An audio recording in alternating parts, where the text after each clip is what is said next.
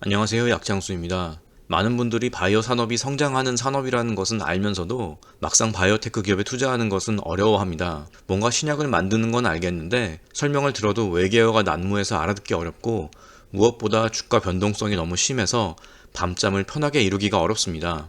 오늘 영상에서는 변동성 심한 신약 개발 기업에 대한 투자 대신 다른 어떤 대안이 있는지를 살펴보겠습니다.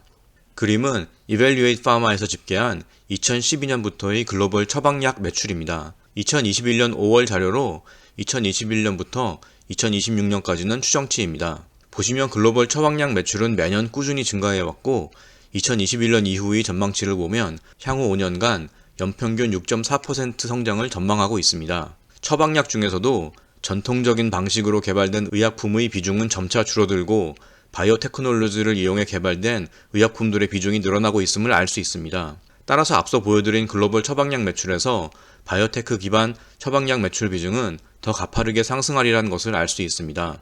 자연스럽게 제약회사들의 바이오테크 기반 의약품 개발을 위한 연구개발 비용 역시 계속 증가 추세에 있습니다. 뿐만 아니라 바이오테크 기업들에 대한 벤처 캐피털 자금의 유입도 매년 증가 추세에 있습니다. 2016년과 2020년을 비교하면 벤처 캐피털의 바이오테크로의 자금 유입이 2배가량 증가한 것을 볼 수 있습니다. 제약회사들의 연구개발 자금 증가, 벤처 캐피털의 바이오테크 투자금 증가는 자연스럽게 신규 상장하는 바이오테크 기업들의 숫자와 규모의 증가로 이어지는 추세입니다. 제가 2년 전쯤 핀비즈에서 바이오테크를 검색했을 때에는 500개 정도의 기업이 검색됐는데 최근에는 이게 700개 이상으로 늘어나 있습니다. 이처럼 제약 바이오 산업이 성장하고 자금 유입 규모가 늘어나고 기업의 숫자가 증가하면서 임상시험 숫자도 늘어나고 출시되는 의약품 숫자도 증가하고 있습니다.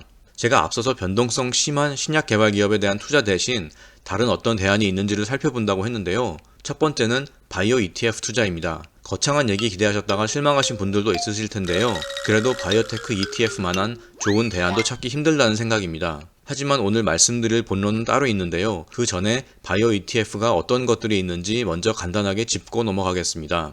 대표적인 바이오테크 ETF들을 총 자산 순서로 정리해 놓은 표입니다. 제가 텔레그램이나 블로그에 바이오테크 산업군의 분위기를 전할 때 늘 보는 것이 바로 IBB와 XBI 두 개의 ETF인데요. 이 두 ETF가 바이오 ETF들 가운데 가장 자산 규모가 크고 대표성을 지닌다고 볼 수 있습니다. IBB와 XBI는 보유 종목에서도 조금 차이가 있지만 그보다는 IBB는 시가총액 가중 방식이고 XBI는 동일 가중 방식이란 점에서 가장 큰 차이를 보입니다. IBB는 시가총액 가중 방식이다 보니 시가총액이 큰 대형 바이오테크 기업들의 비중이 높아서 상대적으로 변동성이 XBI 대비 작은 편인 반면 XBI는 중소형 바이오테크 기업들의 분위기를 더 잘 전달합니다. 매일매일 이 두 ETF를 보다 보면 IBB는 오르는데 XBI는 빠지거나 반대로 IBB는 빠지는데 XBI는 오르는 경우를 종종 보게 되는데요. 이 두 ETF의 움직임이 대체로 IBB는 대형 바이오테크와 유사하게 움직이고 XBI는 중소형 바이오테크와 유사하게 움직입니다. 세 번째로 자산이 큰 바이오 ETF는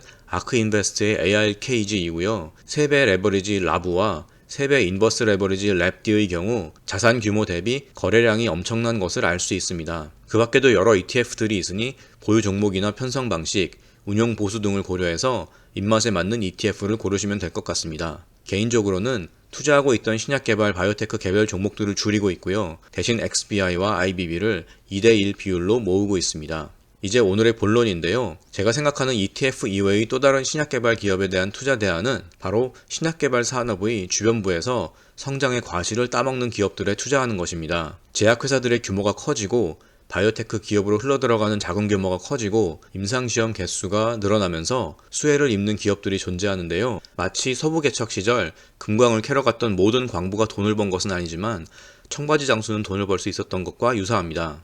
연구개발용 기자재, 시약, 소모품을 개발 판매하는 기업들, 임상시험을 대신해주고 관리해주는 위탁연구기관, 점점 늘어나고 있는 바이오 의약품을 제약회사 대신 생산해주는 위탁생산기관, 신약 후보물질을 전문적으로 발굴해주는 기업들, 초저온 냉동보관이 필요한 세포치료제, 유전자 치료제 등을 보관하고 운송해주는 기업들, 처방약 데이터와 임상시험 데이터를 관리해주는 기업, 의약품 마케팅 솔루션을 제공하는 기업, 바이오테크의 파이낸싱을 제공해주는 기업, 연구개발용 시설, 부동산을 임대하고 관리해주는 기업들이 성장하는 제약 바이오 산업의 수혜를 입는 주변구 기업들입니다. 제가 표 오른쪽에 기업 이름들을 쭉 나열해놨는데요. 너무 많아서 일일이 다 설명드릴 수는 없을 것 같고요. 제가 이 중에 몇몇 기업들은 별도로 종목을 소개하는 동영상을 만들려고 생각 중입니다. 차트는 열거해 놓은 기업들 중에 상장한 지 5년 이상 된 기업들 22개의 지난 5년간 주가 수익률입니다.